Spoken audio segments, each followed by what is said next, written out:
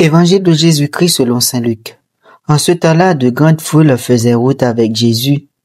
Il se retourna et leur dit, « Si quelqu'un vient à moi sans me préférer à son père, sa mère, sa femme, ses enfants, ses frères et sœurs, et même à sa propre vie, il ne peut pas être mon disciple. Celui qui ne porte pas sa croix pour marcher à ma suite ne peut pas être mon disciple. Quel est celui d'entre vous qui, voulant bâtir une tour, ne commence par s'asseoir pour calculer la dépense et voir s'il a de quoi aller jusqu'au bout? Car, si jamais il pose les fondations et n'est pas capable d'achever, tous ceux qui le verront vont se moquer de lui. Voilà un homme qui a commencé à bâtir et n'a pas été capable d'achever.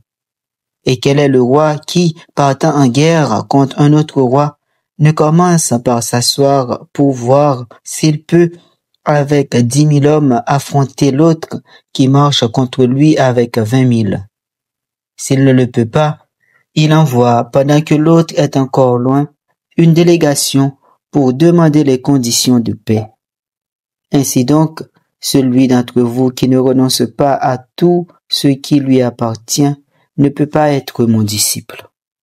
Comment s'engager totalement à la suite du Christ? Donc en lisant cet évangile, en écoutant cet évangile, nous avons déjà vu quelques éléments. Jésus le rappelle, Jésus nous donne quelques conditions. Je cite, « Si quelqu'un vient à moi sans me préférer à son père, sa mère, sa femme, ses enfants, ses frères et sœurs, et même à sa propre vie, il ne peut pas être mon disciple. » Oui, frères et sœurs, Jésus, il est radical. Donc c'est lui d'abord, et notre vie passe après. Vous imaginez quelle radicalité. Donc pour suivre Jésus, il y a des conditions. Et pour s'engager aussi, il faut, d'une certaine manière, manifester une persévérance. Oui, lui-même, il le dit, que celui qui veut le suivre, prenne sa croix et le suive. Prenne sa croix pour marcher à sa suite.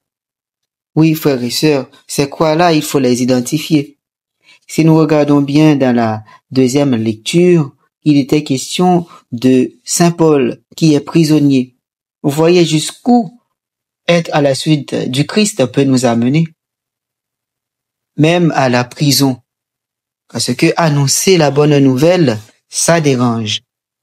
S'engager totalement à Jésus implique aussi des sacrifices. C'est renoncer à beaucoup de choses et aussi prendre le risque de perdre même sa vie. Mais rappelons-nous ce que Jésus lui-même nous a dit. Celui qui veut gagner sa vie la perdra. Celui qui perd sa vie à cause de moi la trouvera. C'est pour nous dire, voilà, lorsque nous nous engageons à la suite du Christ, même si nous perdons notre vie, cette vie d'aujourd'hui, nous gagnerons la vie qui n'aura pas de fin. Parce que notre engagement, notre mission, tout ce que nous allons investir ne se perdra pas. Eh bien, frères et sœurs, pour s'engager vraiment, il faut une certaine fermeté. Il faut avoir une ferme assurance en Jésus. C'est pourquoi plus loin, il va nous parler, il va prendre l'exemple de cette personne qui voudrait bâtir une tour. Eh bien, frères et sœurs, dans notre vie également, nous avons toujours l'enthousiasme, le désir de suivre Jésus. Mais prenons-nous toujours le temps de bâtir ce projet. Prenons-nous toujours le temps de dire, Seigneur, je veux rester à ta suite, je veux être à ta suite. Et par contre, voilà, donne-moi la force pour être toujours persévérant. Imaginez-vous, frères et sœurs, quelqu'un qui n'était pas croyant et qui découvre Jésus, qui le rencontre et qu'il vient à l'église. Il demande le baptême. On le prépare. Il commence à découvrir l'église. Eh bien, il a fait le catéchuménat. Il reçoit le baptême, communion, confirmation et tout.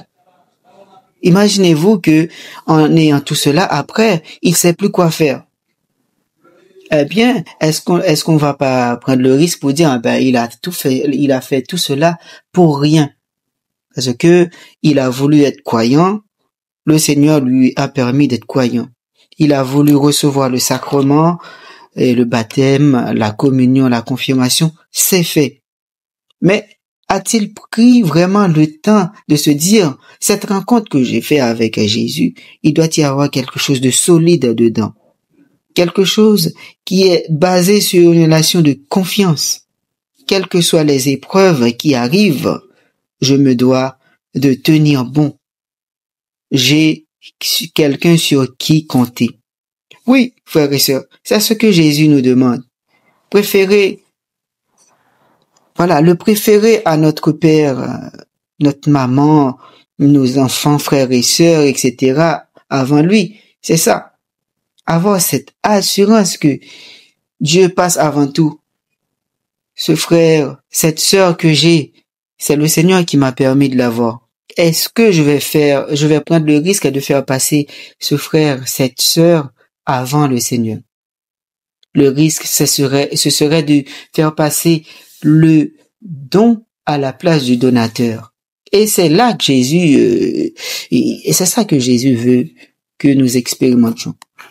Donc, il faut toujours laisser le don à sa juste place et mettre le donateur à sa juste place également. Parce que, en prenant le risque de faire passer le don à la place du donateur, on tombe dans l'idolâtrie, frères et sœurs. Donc, si vous, frères et sœurs, vous avez décidé de suivre le Christ, rappelez-vous les conditions. Il faut un détachement. Il faut un renoncement. Il faut aussi prendre en compte les risques que cela implique, tout comme Saint Paul et beaucoup d'autres saints encore ont pris ce risque. Et très souvent, ce risque mène au martyre. Et Saint Paul, il est passé par là. Et tant d'autres chrétiens encore, et je sais pas si dans notre génération, il n'y en a pas encore. Il y a beaucoup de personnes, peut-être pas autour de nous, mais surtout en Orient, qui ont choisi de rester fermes dans leur foi. Et pour cela, ils ont connu la mort. Et il y a eu beaucoup d'autres guerres dans notre monde à cause de cela. Et mes frères et sœurs, si nous aussi aujourd'hui, nous avons cette occasion, cette facilité de vivre notre foi ici en Guyane sans persécution, sans trop de risques, eh bien, rendons grâce au Seigneur pour ce don. Parce que vraiment, il nous permet de vivre notre foi dans la facilité, ou du moins avec beaucoup plus de facilité, mais il n'oublie pas, il nous rappelle à chaque fois ce que cela peut impliquer. Vivre, marcher à la suite du Christ, frères et sœurs, c'est accepter de vivre dans le manque. C'est aussi faire confiance à la divine providence. Eh bien, si aujourd'hui le Seigneur nous parle de cette radicalité, c'est parce que il sait que dans cette radicalité, il a pouvoir à nos besoins. Il est là, toujours auprès de nous. Donc, ce qui veut dire qu'à chaque fois, il faut renouveler cette assurance dans le Seigneur. Parce que si c'est juste dire, Seigneur, je veux te suivre, Seigneur, j'accepte ces conditions-là, et qu'après, on rebrousse chemin, on lui tourne le dos, frères et sœurs, cet engagement ne tient pas. Au cours de ce dimanche, frères et sœurs, demandons au Seigneur d'avoir toujours la force de solidifier notre foi qui est ancrée dans le roc éternel qui est notre Dieu, pour que vraiment rien ne puisse ébranler notre foi, car notre engagement n'a pas de prix. Notre engagement mérite d'être renouvelé tous les jours afin que nous puissions répondre à cette vocation de disciple. Et je rappelle que la vocation d'un disciple, c'est de faire d'autres disciples. Donc, si aujourd'hui vous et moi nous sommes à la suite du Christ, notre vocation, c'est de permettre à d'autres d'être à sa suite également. Donc, ouvrons grand notre cœur et demandons-lui toujours d'avoir cette grâce pour renoncer et le suivre tous les jours de notre vie. Amen.